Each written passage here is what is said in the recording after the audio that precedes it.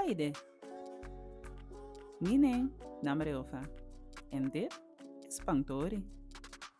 Vandaag kijken we naar het bezit aangeven met het voorzetel fu. Fu is precies zoals je het uitspreekt. De U wordt als een OE-klank uitgesproken. Oe.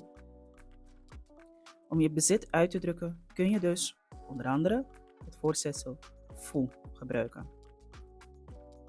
Fu betekent van en wordt dus als een bezittelijk deel geplaatst in een zin. Hier zijn enkele voorbeeldzinnen.